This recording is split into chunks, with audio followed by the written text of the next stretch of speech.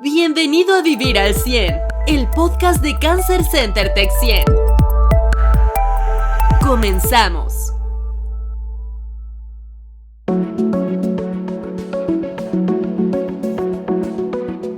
Hola, ¿cómo están? Soy el Dr. Juan Manuel Fraga. Este es el podcast Vivir al 100 de Cancer Center Tech 100.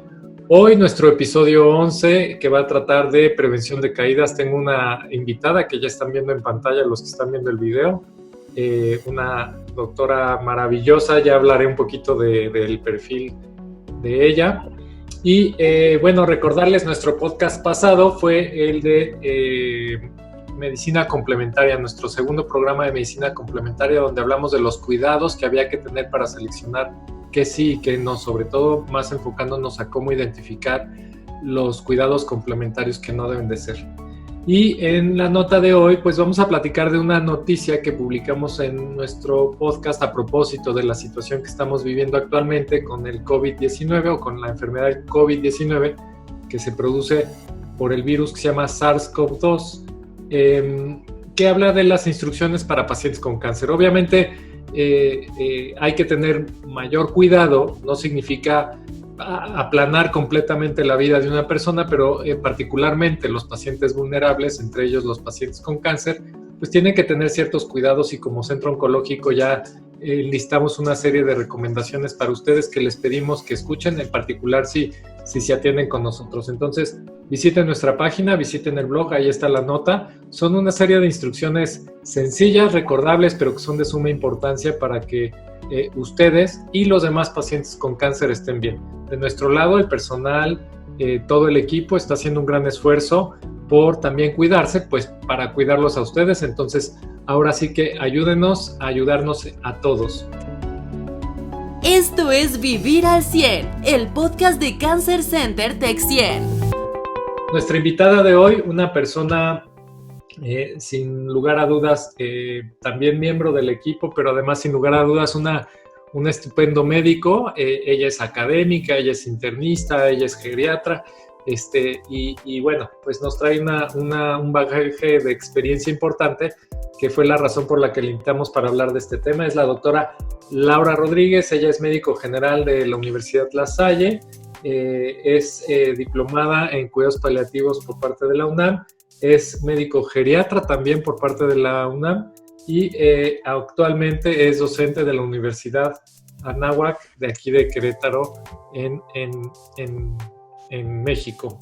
Les recuerdo, para contactarnos es nuestro Facebook, nuestras redes sociales Cancer Center Tech 100, nuestro teléfono en Querétaro es el 442-215-0775, esto es en México, y nuestro WhatsApp es, para los que no están en México, es más 52 442 670 0350. Este WhatsApp les responde de manera automática y si necesitan contactar a una persona real, también el mismo WhatsApp los lleva para allá. Laura, bienvenida, ¿cómo estás? Bien, bien. ¿Y tú, Juan Manuel, qué tal? Pues bien, ahora transmitiendo a distancia todo, y el café no sabe igual cuando no se tiene tan cerca a la otra persona, pero mira, todos nos adaptamos a esta nueva realidad y pues es también parte de darle el ejemplo a nuestros pacientes, ¿no?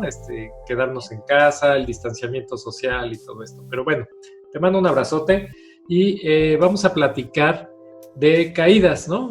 Pusimos este tema como muy importante porque nosotros desde el Centro de Cáncer vemos que algunos pacientes con cáncer sufren caídas. Desgraciadamente no las sufren dentro de nuestro centro, o bueno, afortunadamente no es dentro de nuestro centro, pero ahí no pasan porque tenemos algunos mecanismos para prevenirlas. Sin embargo, quisiéramos reforzar algunos conceptos para llevar a cabo en casa, y como el área de especialidad médica que más atiende caídas es la geriatría, que tienen muy bien identificado este síndrome, pues por eso la invitación, Laura. Entonces, muchísimas gracias por acompañarnos y ayudarnos, además de ayudarnos con nuestros pacientes con cáncer que son geriátricos, pues ahora con este tema que atañe no solo al paciente geriátrico, sino a todos los pacientes con cáncer, ¿no?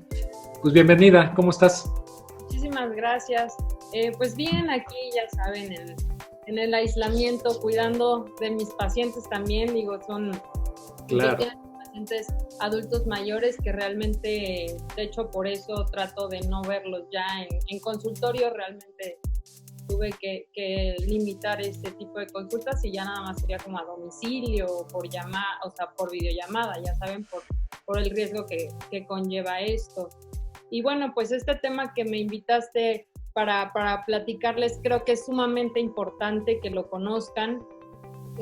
¿Por qué? Porque las caídas como tal, muchas de las personas estamos acostumbrados de que, es que está viejito, es normal que se caiga, solamente se tropezó, ¿no? No vio el escaloncito y se cayó, ¿no? Aquí, para nosotros los geriatras, es un punto o es un foco rojo, es algo muy importante. Nosotros no escatimamos ante una simple caída. Realmente en geriatría existe lo que se llama síndrome de caídas, efectivamente, que es cuando se tienen más de 2 caídas en el último año, en menos de un año, ¿ok? ¿Qué sucede? Que hay muchos pacientes que dicen, es que se está cayendo mi abuelito y ya lleva 3 en menos de 3 meses, ¿no? Entonces ahí es un foco rojo y que hay que ver por qué se está cayendo. No es normal que un adulto mayor se caiga, ¿ok? Eso sí hay que tenerlo muy, muy claro. No es que, claro, que existen muchos riesgos y sobre todo las barreras arquitectónicas que nosotros llamamos, es decir, uno de los factores de riesgo, sobre todo en casa, como bien me lo comentabas, para darles nosotros estas medidas preventivas, es el que tengan tapetes en la casa, ¿ok? Deben de evitar en lo posible es quitarlos. Antes estaban acostumbrados a tener tapetes en la casa y que en el baño, ¿no? Eso hay que retirarlos forzosamente porque favorece el riesgo de caídas. Realmente también inclusive hay un síndrome de atesoramiento en el que guardan todas las cosas y tienen cada vez más cosas en la casa y luego a veces entras a la casa a visitar al paciente y que tienen un mueblecito aquí y luego que la lamparita y luego, ¿no? Entonces, realmente conforme vamos envejeciendo, tenemos ciertos cambios naturales, fisiológicos del envejecimiento, en donde va disminuyendo estos reflejos que tendríamos normalmente, ¿no? Entonces sí hay que tomarlos en cuenta. Sí, si quieres un poco para ir guiando la plática, platícame un poco de factores de riesgo, o sea, ¿cuándo una persona debería de tener un poco más de cuidado? O sea, sabemos que en realidad cualquier paciente de edad avanzada o cualquier paciente con cáncer o con algún padecimiento que implique la polifarmacia, que tomen muchos medicamentos o cuestiones así, debería de estar atento, ¿no? En realidad todos deberíamos de estar atentos, pero estos pacientes en particular, pero sí tenemos identificados algunos factores de riesgo específicos que nos hacen tener todavía las antenas más paradas, más alerta, ¿no? ¿Cuáles serían los factores de riesgo para caídas, Lau? Claro. Existen múltiples factores de riesgo, dentro de ellos, uno de ellos es el que tengan síndrome de fragilidad, ¿ok? Que tengan sarcopenia. ¿Qué es todo esto? Cuando el paciente se vuelve más vulnerable y la masa muscular no es la misma que la que teníamos 30, 25 años, ¿no? Entonces, este debilitamiento que están teniendo, sobre todo como la masa muscular predomina en los miembros inferiores, si el paciente está con inactividad, eso va a favorecer el riesgo de caídas, ¿no? Se encuentran los factores intrínsecos y los factores extrínsecos. Una cosa que yo les hablaba eran los extrínsecos, ¿no? De las barreras arquitectónicas, que en la casa tengamos muchas cosas, los tapetes, que no tengamos barandales para sujetarnos, ¿no? Que tengan múltiples escaleras o desniveles. Esos son factores extrínsecos, ¿no? Que nosotros pues no podemos, están ahí, los podríamos modificar en cierta parte. Pero los intrínsecos, eso sí, como tal, un paciente con deterioro cognitivo incrementan el riesgo de caídas. Un paciente que tenga, por ejemplo, múltiples patologías, en este caso los pacientes con cáncer, por ejemplo, que utilizan ciertos medicamentos, por ejemplo, esteroides, o utilizan opioides, que son medicamentos para el dolor, medicamentos para desinflamar, los antiinflamatorios, son uno de los fármacos que más predomina en este tipo de pacientes y incrementa el riesgo de caídas. ¿Por qué? Porque en el caso de los esteroides genera debilidad muscular o lo que se llama miopatía por esteroides. Entonces, este debilitamiento que les llega a dar es por eso que se pueden llegar a caer. Ahora, también, por ejemplo, el uso de opioides, ¿no? El uso de medicamentos, por ejemplo, diuréticos, sedantes, hipnóticos, ¿no? Medicamentos para la ansiedad. ¿Por qué? Porque alteran el sistema vestibular. Entonces, si por ejemplo el paciente, que como les decía también factores intrínsecos, el paciente disminuye la audición, ¿no? Disminuye también su capacidad visual. Y además le sumamos el factor de riesgo con fármacos que no siempre podemos eliminarlos efectivamente. ¿Qué pasa con un paciente oncológico o un paciente que requiera? Porque no podemos dejar a un paciente con dolor, ¿no? Hay que ir midiendo, digamos, qué sería lo mejor para el paciente, ¿no? Pero siempre y cuando limitando estos factores, como les decía, factores intrínsecos, factores extrínsecos. Los antihipertensivos también. Los adultos mayores, ¿qué sucede? Que estamos acostumbrados a que te tienes que tomar tu medicamento toda la vida porque, bueno, tú eres un paciente hipertenso con riesgo de infartos, ¿no? Pero ¿qué pasa? Que llega un punto en la vejez en donde ya las condiciones son distintas. El paciente ya no toma suficiente líquido, se puede empezar a deshidratar, bajan de peso, entonces la presión arterial baja. Y entonces ya la dosis del antihipertensivo no va a ser el mismo. ¿Y qué pasa si seguimos con la misma dosis? Generamos riesgo de hipotensión, que baje la presión tanto a tal grado que hagan síncope o se caigan. Y aquí los riesgos, bueno, sería algún trauma, ¿no? Cráneoencefálico. Entonces, les digo, hay muchos riesgos, dentro de ellos son los fármacos, las barreras arquitectónicas y las enfermedades per se del existentes.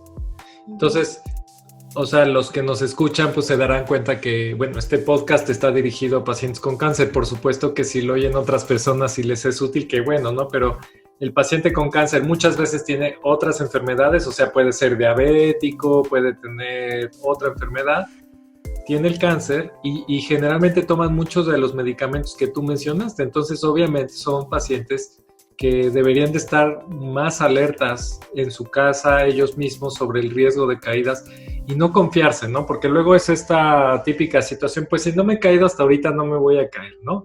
O la primera caída, dicen, no, pues solo fue una caída, un resbalón, me tropecé, me distraje, ¿no? Me llamó la atención ahí la nuera, lo que quieras, ¿no?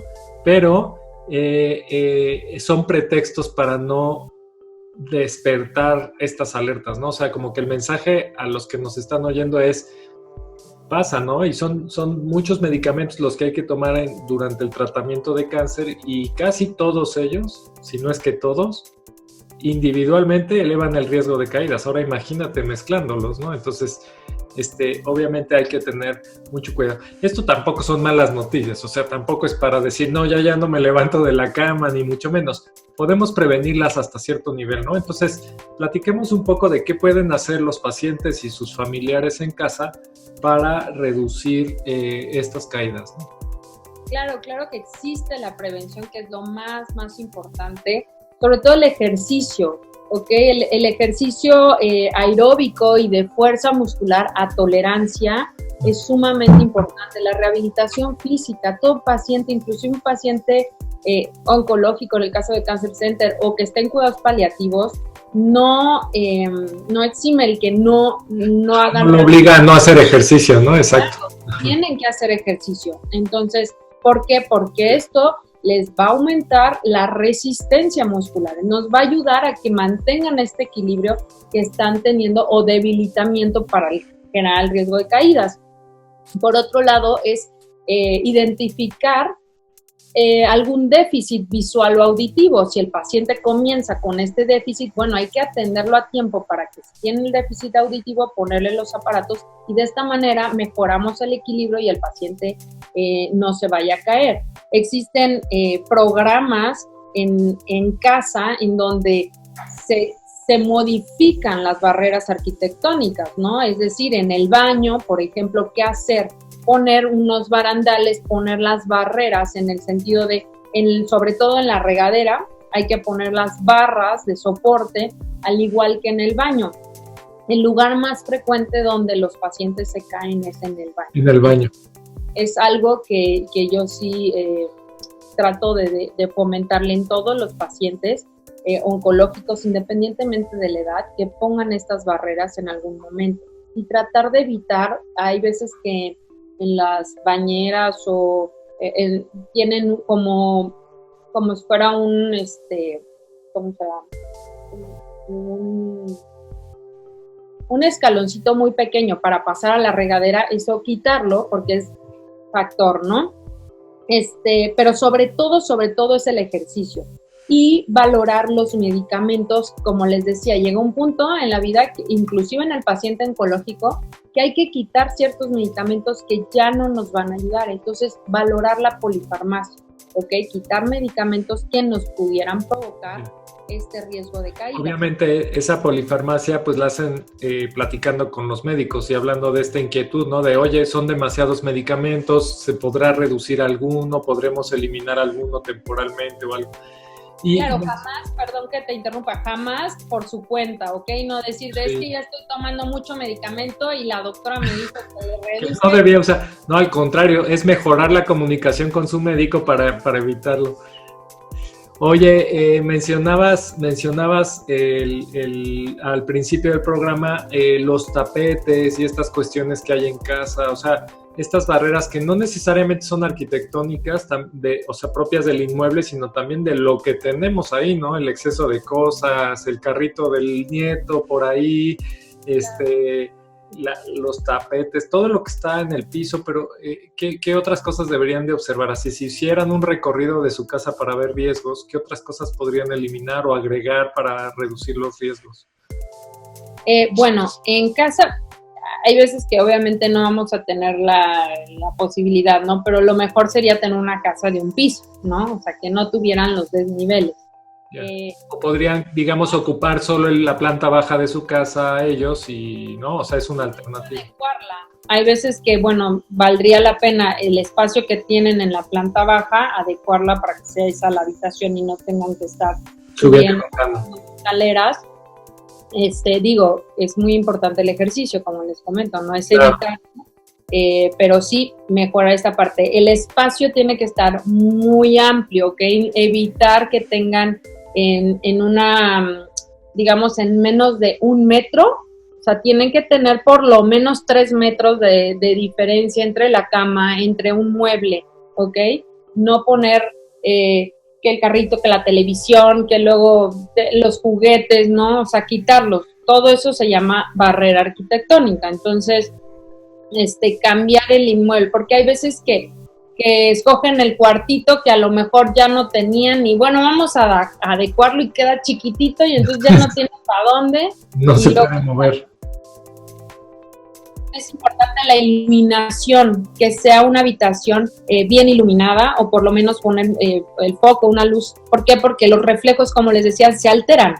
Entonces, y sobre todo reducimos otros riesgos de delirio, etcétera, ¿no? Entonces, que sea bien iluminado. Sí, yo había leído mucho esto de que se recomienda poner luces de noche, por ejemplo, para cuando se levantan al baño y todo, a lo mejor con un detector de movimiento o que está encendida una luz muy ligerita en la parte inferior para que puedan ver el piso o alguna barrera que esté por ahí, ¿no? Es correcto, sí. Y otra medida también de prevenir las caídas es el consumo de los líquidos, sobre todo en adultos mayores, que sea hasta las 7 de la noche. Ah. Después de esto, aunque hay pacientes que tienen que tomar medicamentos por la noche, entonces hablarlo con su médico de tal forma que se pueda adecuar el consumo de estos medicamentos con la cantidad de agua. ¿Por qué? Porque suele suceder que toman más agua después de las 7 de la noche, entonces en la noche se están parando al baño. Y ese es uno de los riesgos mayores de caídas también. Bien. Y ya por último, pues, ¿qué haría una familia en donde el paciente se cae? O sea, ¿qué es lo que hay que hacer? ¿Qué es lo que no hay que hacer? ¿No? Yo creo que son dos preguntas importantes. Claro. Bueno, un paciente que sufre algún trauma en ese momento, nunca escatimar, siempre debe de ser valorado por un médico. Porque, ¿qué sucede? Que en el caso del paciente geriátrico, el paciente oncológico, ante algún trauma o quien sea, si se golpean la cabeza, puede ser que no haya síntomas al inicio, ¿ok? Sino que los síntomas comiencen a los 2, 3 días y eso puede llegar a ser, ¿por qué? Porque el volumen, digamos, cerebral es un poco menor, entonces tenemos más espacio para que se libere el sangrado, se genere un hematoma dentro y después nos dé las manifestaciones. ¿Cuáles son las manifestaciones ante este tipo de caídas? Que el paciente esté somnoliento, que esté más dormido, que empiece a decir cosas que no son, que esté viendo cosas. Esos son datos de alarma después de una caída y que hayan tenido un traumatismo cráneoencefálico, que aunque hay veces que no son presenciadas, y eso es el mayor riesgo, que no son presenciadas, entonces no sabemos si se golpeó o no se golpeó la cabeza, ¿no? Y a veces no se alcanza a ver el golpe y después empiezan con manifestaciones neurológicas. Entonces, sí. Incluso estos pacientes, a veces un golpe muy leve puede tener consecuencias graves por la edad o por la fragilidad capilar que hay por el cáncer o lo que sea. A veces lo que para nosotros no representaría un golpe fuerte, para estas personas puede ser fatal, ¿no? Claro, inclusive, digamos, las caídas es el evento más temido. De hecho, en los mayores de 70 años, digamos, una caída representa hasta el 50% de probabilidad de hospitalizaciones de todos los pacientes mayores de 70 años. Y por otro lado, hablando de este tipo de caídas, también la fractura de cadera. La fractura de cadera es sumamente frecuente. Entonces, yo les comento a mis pacientes, ¿cómo vamos a prevenir la fractura de cadera? Uno, por screening también tiene que ser valorado por su médico de detectar a tiempo si tienen o no, por ejemplo, osteoporosis, osteopenia, y hacer ejercicio, como les comento, es sumamente importante el ejercicio y la alimentación, ¿ok? Una adecuada alimentación, suplementación con vitamina D, por ejemplo, y en el caso de riesgo de fractura, por ejemplo, el 25% de los pacientes que sufren fractura de cadera puede fallecer a los 6 meses. ¿Ok? Y de ese 25% hasta el 60% de los pacientes llegan a tener una limitación en la movilidad. Entonces, podemos ver el riesgo. Pacientes, por ejemplo, yo hablaba de polifarmacia, de barreras arquitectónicas, pero también las enfermedades como tal, ¿no? La osteoartrosis como tal, ¿qué es la osteoartrosis? Degeneración articular. Entonces, el paciente a lo mejor ya está limitado en el andar, y eso le va a predisponer el riesgo de caídas. ¿Y cómo vamos a mejorar esto? Con el ejercicio. Uh-huh. Muy bien. O sea, pues finalmente si un paciente se cae es no minimizar la caída, acudir al médico, que haga una revisión completa, que se evalúe todo. Y en el momento de la caída, pues no movilizar más de lo necesario a la persona, agregaría yo, ¿no? Si ven que hay mucho dolor o algo, mejor llamar a una ambulancia y trasladarlo al hospital. Si no, simplemente llevarlo a un lugar cómodo, pero no minimizar la situación, ¿no? Totalmente, estoy de acuerdo, si no lo comenté, pero sí, tratar de movilizar lo menos posible al paciente en ese momento, sí. Sobre todo si hay pérdida del estado de alerta, hablar claro. de... Obviamente indica algo más grave, sí. Uh-huh.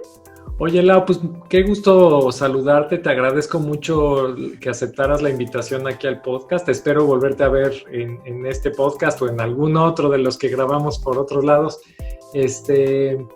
Y bueno, no sé si quieras comentar algo final, como mensaje final a las personas que vean este episodio. Bueno, pues agradecerte más que nada por la invitación, y me parece muy importante que estés haciendo este tipo de pláticas para concientizar sobre todo a todas las personas, sobre todas las diferentes patologías que se pueden llegar a presentar, no nada más hablando del COVID, que es muy importante ahorita saberlo, pero de esta manera dar información a los pacientes con cáncer, efectivamente, qué es lo que pueden hacer, ¿no? Les digo, ahorita que están en cuarentena y que tienen que estar en casa, no olviden hacer ejercicio, ¿ok? Sí. Alimentarse sanamente, porque, bueno, realmente no queremos que existan otras complicaciones a largo plazo, ¿no? Y pues nada, muchas felicidades. No se necesita ir al gimnasio, se puede hacer ejercicio en casa y lo importante es ser creativo. Ahora hay muchas asistencias virtuales y estas cosas para hacer ejercicio en casa, pues hay que tomar ventaja de esto en estas fechas. Claro. Pues a todos muchas gracias por acompañarnos, les agradezco el seguirnos, el continuar con nosotros. Los invito a nuestro próximo podcast en el que voy a entrevistar otra vez a Lorena Espadas, nuestra nutrióloga, y vamos a hablar de alimentos que nos ayudan a prevenir el cáncer, un tema también bien bonito. Y pues bueno, síganos en nuestras redes sociales en cancercentertech100.com. Síganos también en nuestra página www.cancercentertech100.com. Nuestro teléfono en Querétaro, el 442-215-0775. Y por aquí abajo va a aparecer el número de nuestro WhatsApp para que se comuniquen con nosotros. Pues gracias a todos y hasta luego.